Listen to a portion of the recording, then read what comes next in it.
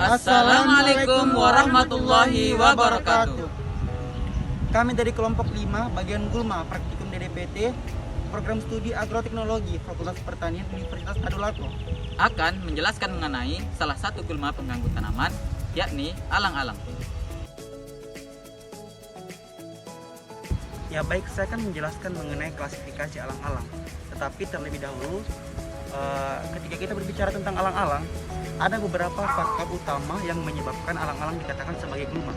Yang pertama yaitu alang-alang dia cepat memperbanyak diri dan cepat tumbuh, atau dapat dikatakan daya adaptasi lahannya itu cepat serta tingkat regenerasinya itu besar atau tinggi. Nah, di samping daripada itu, alang-alang juga dapat mengeluarkan alelopati atau merupakan zat yang mengandung toksik yang dapat menghambat pertumbuhan tanaman. Ya baik, langsung saja saya akan menjelaskan mengenai klasifikasi alang-alang.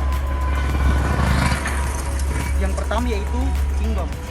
Alang-alang berada pada kingdom Plantae, kemudian subkingdom Viridiplantae, infrakingdom Stereotopita, superdivisi Embryopita, divisi Tracheopita, subdivisi Spermatopita, kelas Magnoliopsita, superordo Lilianae, ordo Poles, famili Poaceae, genus Imperata Cyrilio, dan spesies Imperata cylindrical Elvis. Sedikit menjelaskan morfologi dari batang.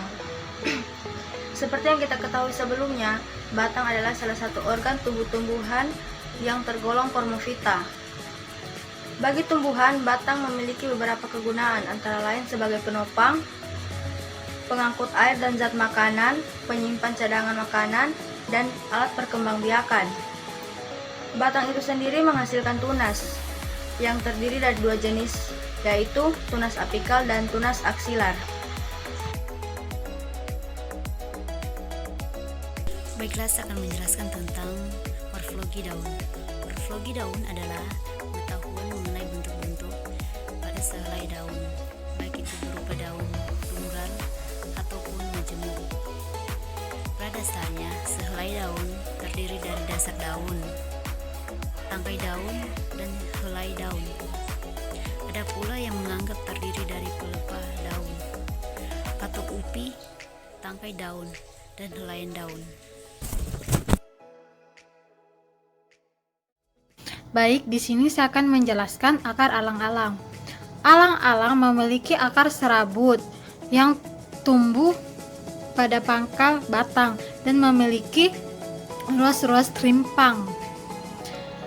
Akar yang berbentuk rimpang yang menjalar dan berbuku-buku. Akar alang-alang juga keras meskipun berbentuk rimpang. Dan akar alang-alang dapat dijadikan sebagai obat seperti obat demam. Baiklah, saya akan menjelaskan morfologi bunga pada tumbuhan alang-alang. Bunga alang-alang berbentuk malai dengan bulir bunga yang tersusun rapat. Bunga berbentuk elips meruncing, mempunyai rambut-rambut halus dan ringan sehingga mudah terbawa angin. Bunga yang mudah terbawa angin akan memperluas perkembangbiakan alang-alang dari tempat semula ke tempat lainnya.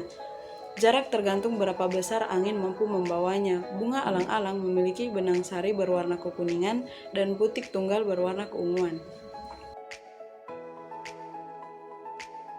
Alang-alang dapat berbiak dengan cepat, dengan benih-benihnya yang tersebar cepat bersama angin, atau melalui rimpangnya yang lekas menembus tanah yang gembur. Berlawanan dengan anggapan umum, alang-alang tidak suka tumbuh di tanah yang miskin, gersang atau berbatu-batu. Rumput ini senang dengan tanah-tanah yang cukup subur, banyak disinari matahari sampai agak teduh, dengan kondisi lembab atau kering. Di tanah-tanah yang becek atau terendam, atau yang senantiasa ternaungi, alang-alang pun tak mau tumbuh. Saya di sini akan menyampaikan cara mengendalikan gulma alang-alang. Ada 4, yaitu 1. Preventif, 2.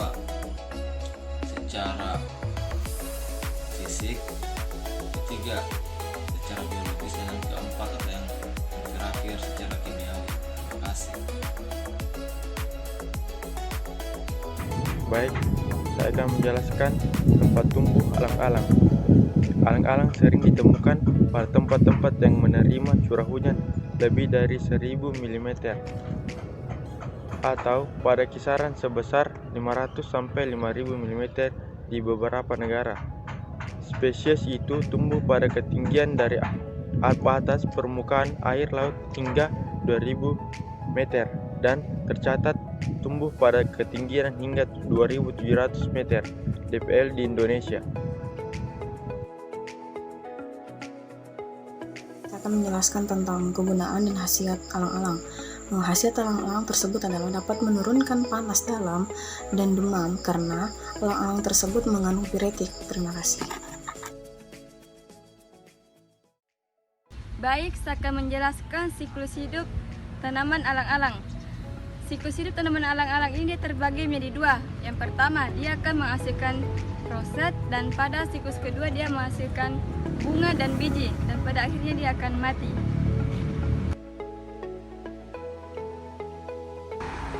Banyak masyarakat tidak mengetahui akan manfaat pada alang-alang. Hampir pada seluruh bagian alang-alang dapat dimanfaatkan. Kita ketahui alang-alang memiliki zat yang dinamakan alelopati.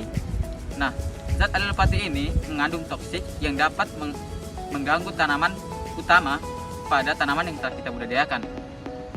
Pada penelitian yang telah kami baca, zat alelopati ini dapat dimanfaatkan sebagai bahan baku pestisida nabati loh. Kemudian, pada ekstrak akar alang-alang dapat dimanfaatkan sebagai bahan baku obat-obatan. Nah, ekstrak alang-alang ini dapat menyembuhkan berbagai macam penyakit, diantaranya seperti radang hati, obat hipertensi atau tekanan darah tinggi, dan obat diare. Sekian, terima kasih. Itulah tadi hasil pemaparan dari kelompok kami tentang OPT gulma alang-alang. Semoga dapat bermanfaat bagi teman-teman dan dapat diaplikasikan dalam kehidupan sehari-hari, terutama pada bidang pertanian. Ya, lebih dan kurangnya mohon dimaafkan. Assalamualaikum warahmatullahi wabarakatuh.